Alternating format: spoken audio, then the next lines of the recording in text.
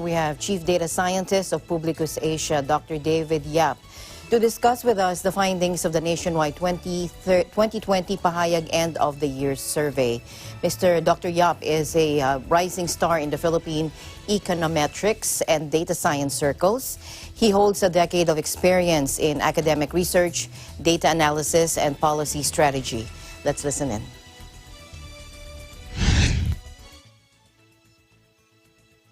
And what are these 9 modules? Why were they chosen? Why were these modules chosen to have the survey conducted around them? And what was the basis for choosing these 9 modules? So, Ma'am Alma, the PAHAYAG End-of-the-Year survey is the latest in an ongoing series of PAHAYAG surveys conducted by PUBLiCUS Asia. And the PAHAYAG EOY was prompted in part by the social, political, and economic changes set in motion by the COVID pandemic. In addition, ma'am, the PAHAYAG EOY was motivated by the recognition of the imminent reconfiguration of the political landscape as we head into 2021 and, of course, election year 2022. Modules, we have everything from optimism about the economy heading into 2021, personal financial prospects, working arrangements both during the pandemic and beyond the lockdowns. We also have scorecards for agencies dealing with the pandemic. We have issue scorecards. We also have predisposition.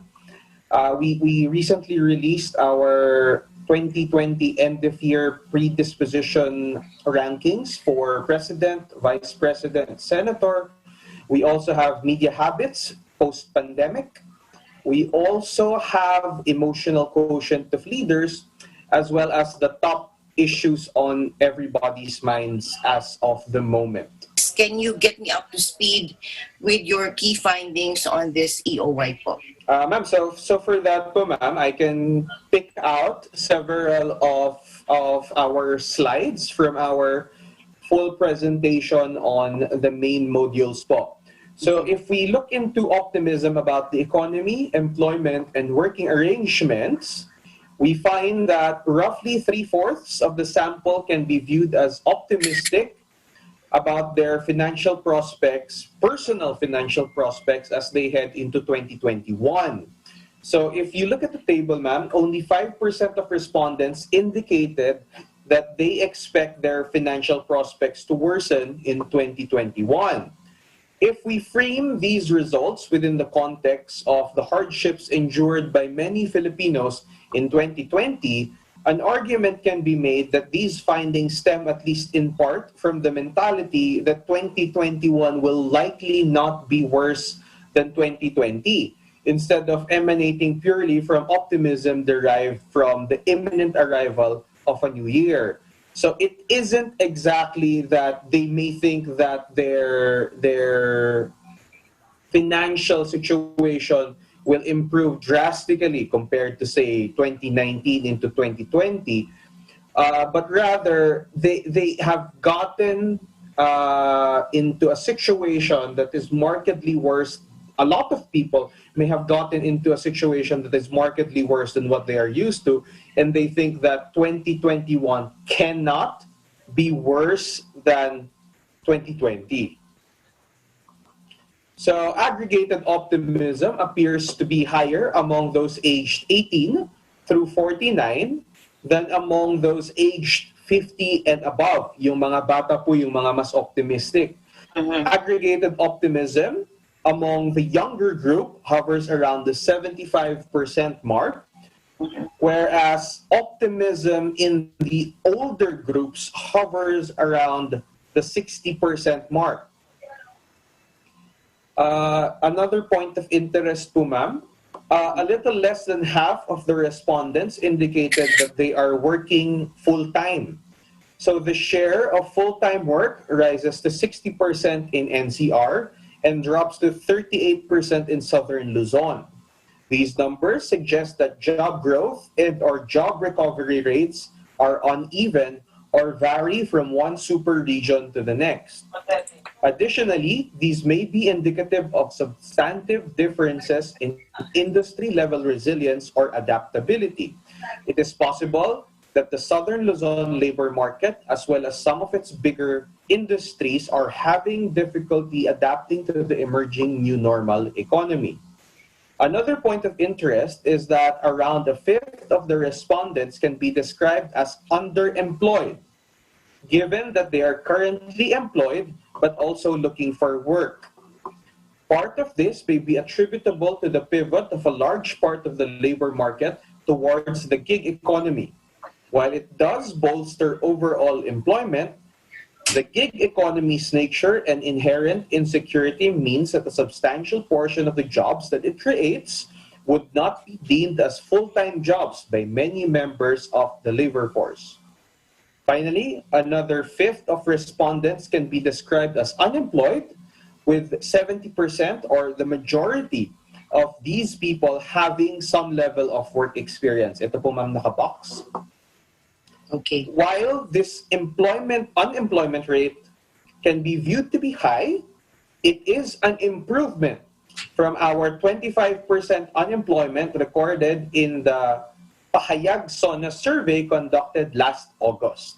So this in turn suggests that there are signs of an economic recovery as well as a realignment of the labor market according to the demands of the new normal. So linking back to what I said earlier, what's happening is that there may be a recovery, but a large part of that recovery is underemployed. A large part of the labor market remains underemployed. So people are recovering their jobs, but a lot of those people are only getting part-time work. Okay. So nevertheless, even with these signs of recovery, it is important to emphasize the observation that close to 40% of respondents are either looking for work or looking for more work. So the hope for recovery, if it is in fact ongoing, needs to be sustained over a much longer period of time to recover the ground lost over the course of the pandemic and the lockdowns. This might be of interest po, ma'am.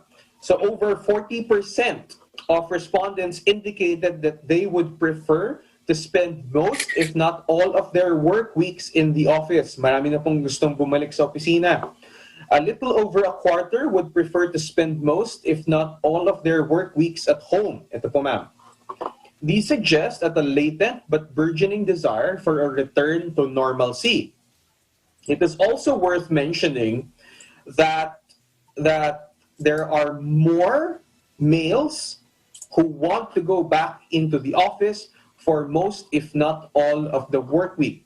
If you look at this slide, ma'am, the difference is noticeable, especially in this last row over here. So again, we can look at these numbers a little bit more in depth. So while it is true that working from home has its attractions and its advantages, it also poses challenges for many households.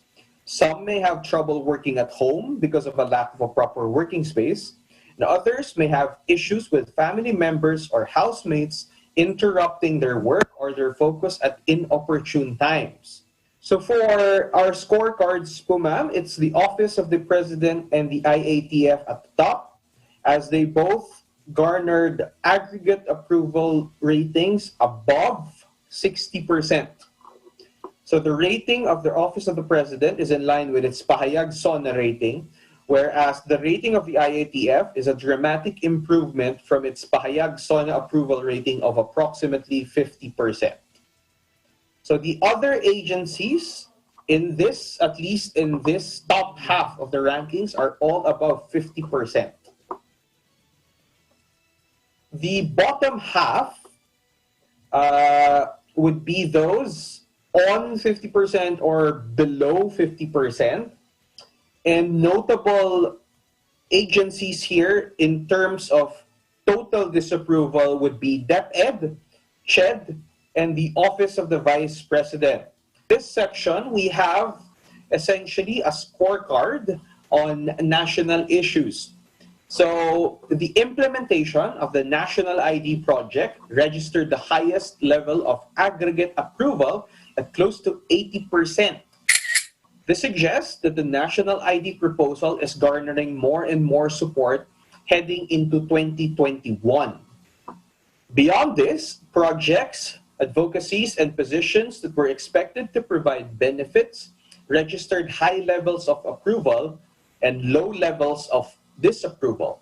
These include the government-sponsored COVID vaccine, the Bayanihan Act 2, the Skyway, and the upgrading of regional airports. So when asked about the state of the country, over half of the respondents indicated that the country is either strong or very strong. As far as sentiments are concerned, more than half of respondents indicated that they were feeling hopeful about the Philippines heading into 2021. A little over 40% indicated that they felt anxious.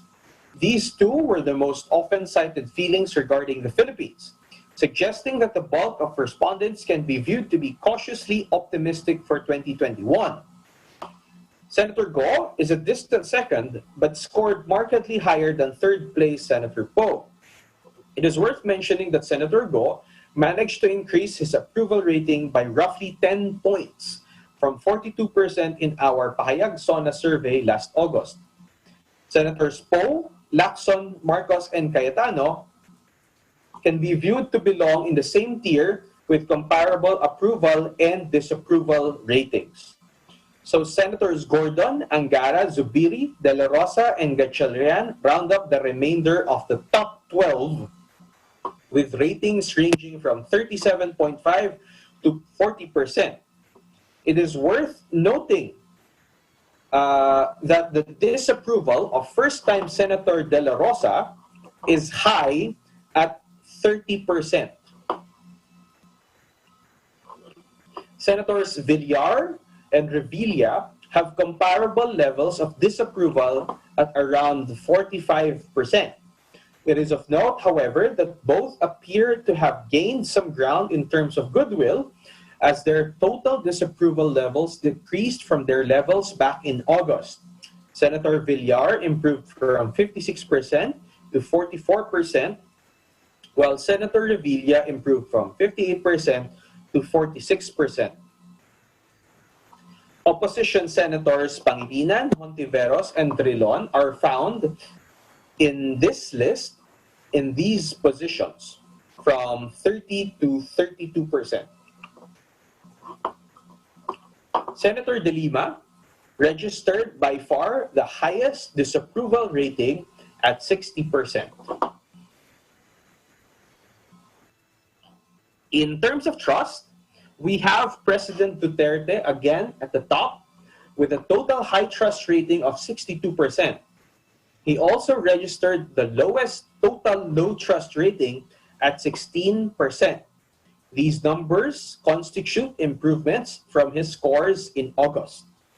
Senate President Soto recorded the second highest total high trust rating at 30% and is again statistically tied with Chief Justice Peralta with the second lowest total low trust rating. Senate President Soto registered a massive increase in total high trust as he went up from 22% in August to 30% in December. VP Robredo registered the highest overall total low trust rating at a shade below 42%.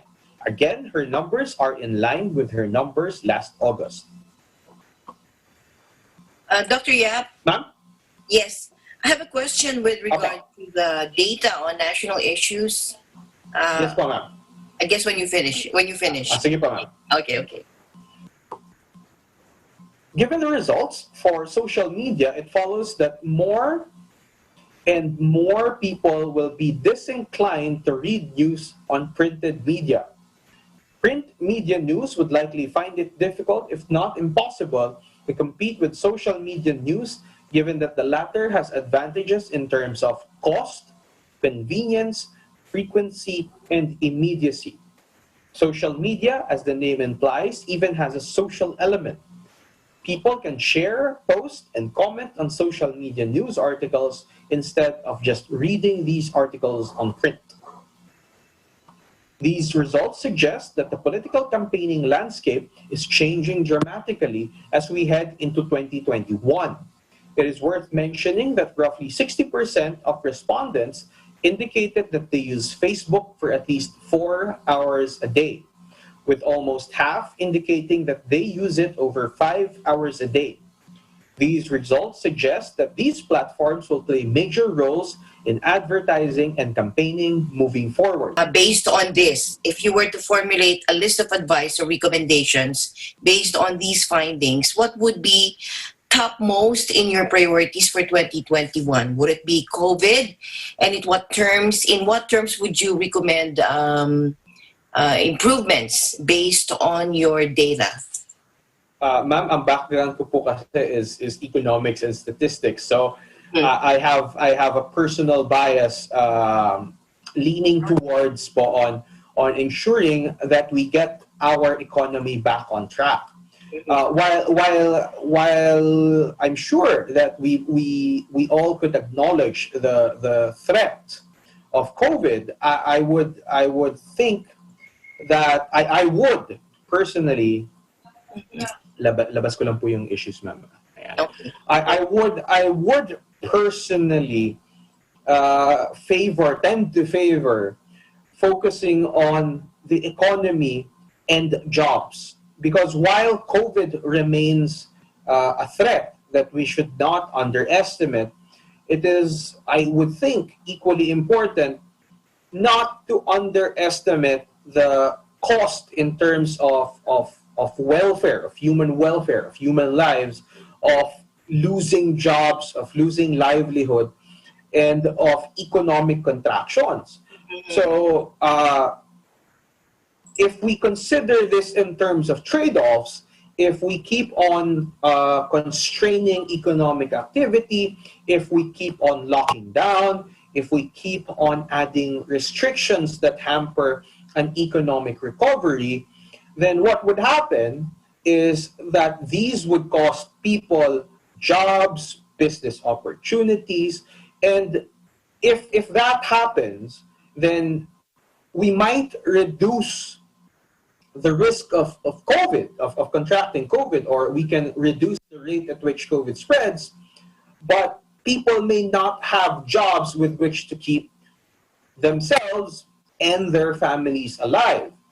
And at the same time, I think at this point in time, we have learned enough about COVID that we now have adopted and adapted several innovations and protocols that would allow most of the labor market to go back to work safely. So there are now safety protocols for going back to work. In terms of COVID risk, we now know, or we now have a better idea of who are the people in our country who are at most risk of contracting COVID, as well as contracting complications because of COVID, particularly fatal complications. So from our research, and these resources are readily available online, we know that the people who are aged 50, 55 and above, those with pre-existing conditions such as hypertension, obesity, and other heart problems are the ones who are at most risk of developing complications that are rooted in their pre-existing conditions that can be aggravated to a very severe degree by COVID.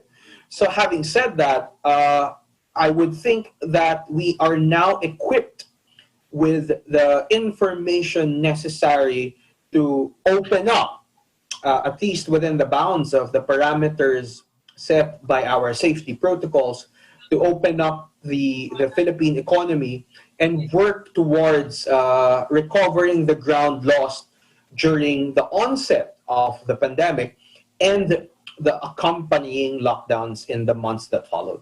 Mhm.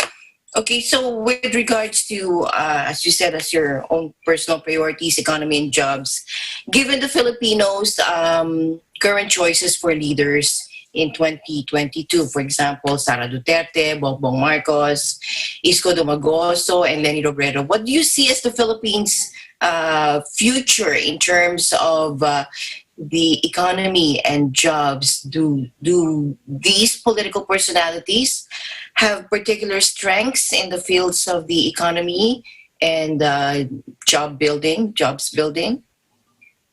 I think that if we consider 2022, so let's say, I will answer I will just preface my answer by saying that we sort of lucked out into having the pandemic happen in the year before campaign season, because historically, if we look back in our previous election cycles, what usually happens is that spending picks up during the months leading up into the elections. So anytime from June of 2021 up until May of 2022, spending demand will pick up, and that is a sizable boost to our economy, and that is something that we can hope for in the coming year. Insofar as the names that are popping up and the names that people are mentioning for 2022, I think that the pattern that sort of emerges with the selection of people of in terms of their predisposition for president, vice president, people appear to prefer candidates or rather names that have some level of executive experience, particularly local government executive experience. So the names that you have mentioned, they are all known, or at least partially known. They made their name. They established their reputation, at least in part because of their performance in their local executive roles. So you have Mayor Sara Duterte, Mayor Isko, and former Senator BBM was of course governor of Ilocos Norte several years back. So I think there is this tendency towards people who are from the executive, and that I think stems in part from the recognition of the executive being more hands-on, being more decisive, and of course that sort of sentiment is amplified or is given more heft by their experiences with President Duterte. So if I think we both could agree that regardless of what people may think of his candor, at the end of the day, a lot of people value his governance or choose to support him because of his perceived decisiveness. And again, that loops back to his record in governing Davao City. Mm-hmm. Mm-hmm. Okay, so when it comes, so are we to understand that the 2022 elections is heavily dependent on President Duterte's support? Ma'am, we do have some signs showing that if we look at we have some signs showing that President Duterte will exert some level of influence on the result, or his endorsement will have bearing. Mm-hmm. But given our recently released, so ma'am, I can pull it up. Okay. There we go. So if we look at the spread of names for in our predisposition survey, in our PAHAYAG End-of-the-Year survey, we find that there are a lot of names that can be viewed to be competitive. So there is, at this point in time, no clear front runner, but there are names that achieved some level of prominence, at least double digit. And you have, of course, Mayor Sara Duterte, as you mentioned, former Senator Bongbong Marcos, Mayor Isko, VP Robredo, and of course we have here Senator Pacquiao, Senator Poe, Senator Soto, or Senate President Soto, and of course Senator Go.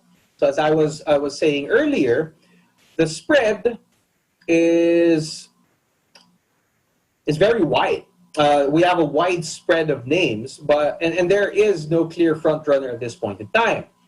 Now, going back to your question, po, ma'am, would the endorsement of President Duterte matter in 2022?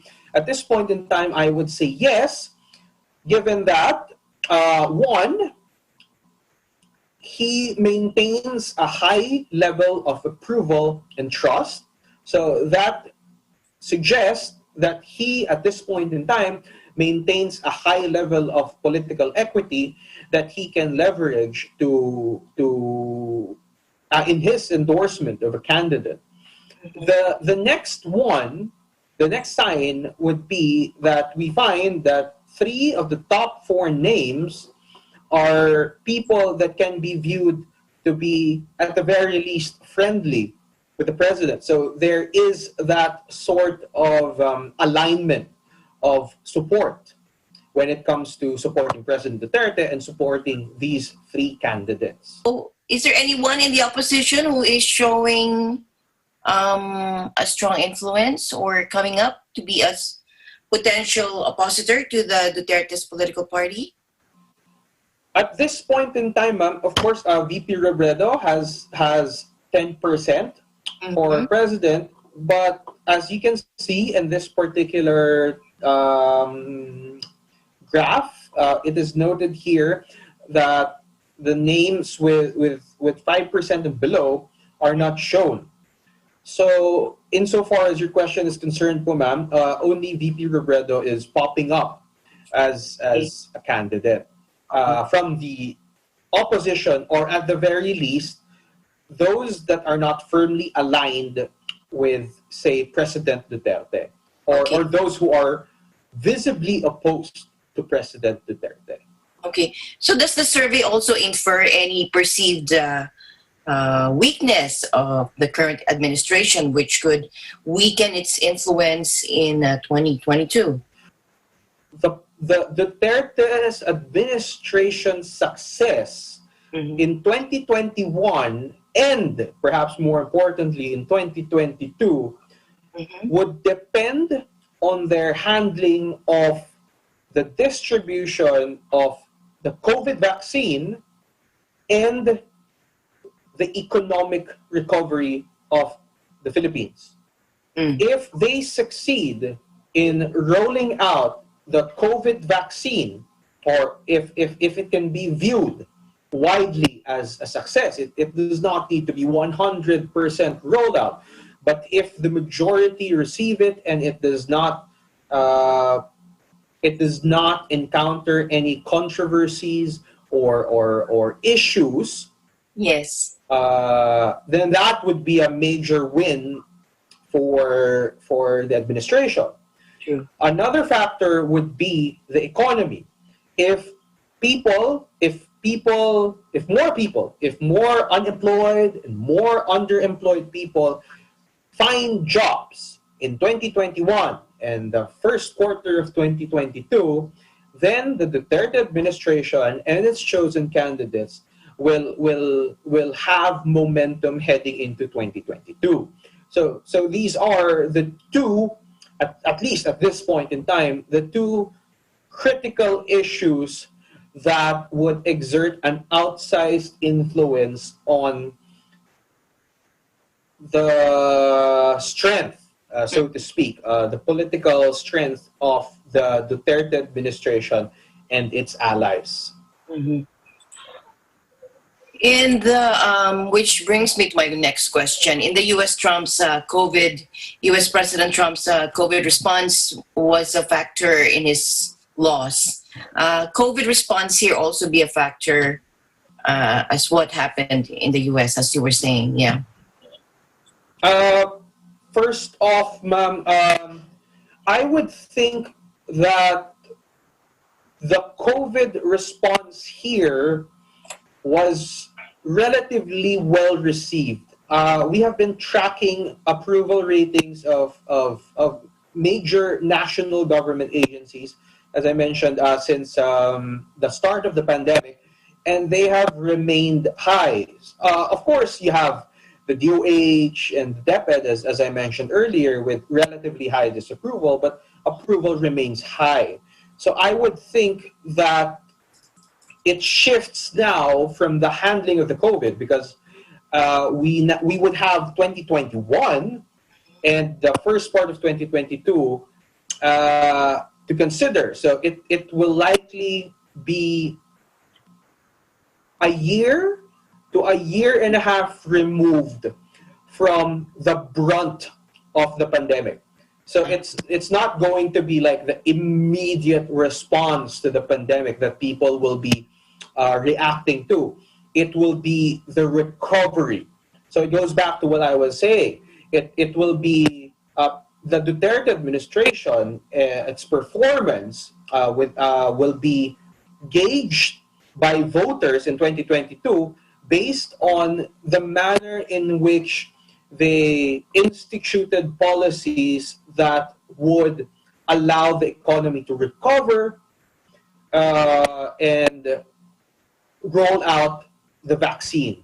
Mm-hmm. So they would not be particularly graded on the basis of how they performed in the first months of the pandemic, but rather how they performed during what many would see as the recovery post first wave of the pandemic. So it's apparent that the main driver for the Filipinos' prospects for 2021 is the COVID-19 situation and how it is being handled.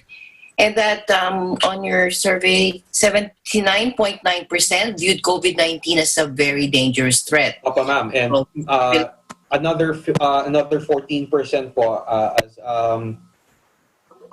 let me just check out. Mataas rin po kasi yung next level. So these are the ones who view COVID as a very high threat. Mm-hmm. Moderately dangerous is 14. So for a total of over 90% po, ma'am. Close to 95%. So Filipinos also want the president to focus on COVID-19, the economy, jobs, above all the concerns, beating corruption, poverty, and drugs. So why does it reflect in the data that the Filipino households' prospects are very hopeful for the improvement, registering at 32.3 for major improvement of financial prospects, and at a minimum of improvement at 44.8%. Isn't there somewhat a disparity there? Ma'am, I don't think that there is, po, because if you consider hope or financial prospects, you have to consider what their base is. So what is their reference point? If, for example, they are underemployed or they're unemployed at the moment, they are looking at 2021 with more opportunities on the horizon. So they are thinking that any job, any opportunity heading into 2021, if they can avail of that, if they can get that job, if they can get that opportunity, it would be better than their current situation. What is important there is to consider their reference point. If they are already down, if they are already in a bad position, then most anything would be viewed as an improvement. So that is something that could be what is causing them to indicate that they are hopeful, or that or make them say that their prospects, their personal financial prospects will improve. I mean, if you're out of work right now, any slight improvement, any job would be an improvement over having no job. But Dr. Yap, as we know, companies are laying off and putting employees on furlough, economic prospects are dim. So how do we explain this hopefulness? Well, for starters, ma'am, it's usually the case that people find a sense of hopefulness with the coming new year. And beyond that, I would think that the imminent rollout of things like the Bayanihan Act 2, the supposed imminent arrival of the vaccine, and the adjustments made by private firms in terms of hiring, they would think that there would be more opportunities that are coming their way. At least better, at least more numerous than what they faced in the first few months of the pandemic. So if you compare, for example, when firms started laying off when the economy was caught flat-footed in May, June, July, and firms had to lay off people because of several months of severe lockdowns, I would think that if they consider what is to come in 2021, those prospects would be at the very least a bit brighter, as they would no longer have to contend with in total lockdowns like what we experienced in the first few weeks of the pandemic. And I think people now have a sense of they now have a grasp of what to do. Parang alam na nila kung ano yung pwede nilang gawin. This pandemic isn't as mysterious as it was before. And also, ma'am, at the end of the day, especially if you're in Metro Manila, I'm sure you've seen this during the holiday season. The traffic was pretty bad. Yes. And when people see that, parang people get the sense that parang maybe the economy is recovering. You see people going into malls. You see people going into groceries. It's not as malls and groceries are not as crowded as they were in previous holiday seasons. But if you compare it to the volume of people that were frequenting these public places during the height of the pandemic, I mean, when malls first started opening post-pandemic, these are welcome signs, and these help lend people some hope for 2021. That's true. Does the survey also show that Filipino politics is still personality based, or have we progressed to issues as the main driver for the decision making in elections? Well, ma'am, I think all politics is personality based, not just in the Philippines. Research has shown that people. There was actually this very interesting set of research papers that showed that people don't actually have this list of. Most people don't actually have a list of traits or issues.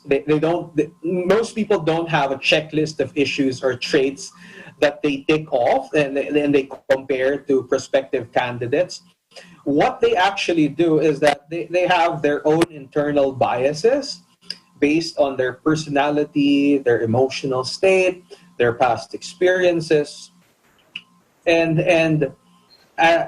they sort of reverse the process. They pick out their names based on their personality traits, their personal biases, and their emotional states, and then they rationalize it by picking out the best parts of their chosen candidates and sort of saying that, this person satisfies these traits that are positive, that are desirable. At the end of the day, for most people, the pull of emotion, the pull of our internal biases, these are pretty strong forces, and it's interesting to know that if we consider a rational voter to be one who only looks at the issues and like the track records and achievements. There's like this rubric of achievements, of plans, of experiences that candidates have to tick off. If those are the kinds of rational voters, if they're only looking at issues, then I would not bet against having a majority of rational voters. I would think that it would be exceedingly rare to find purely rational voters running around.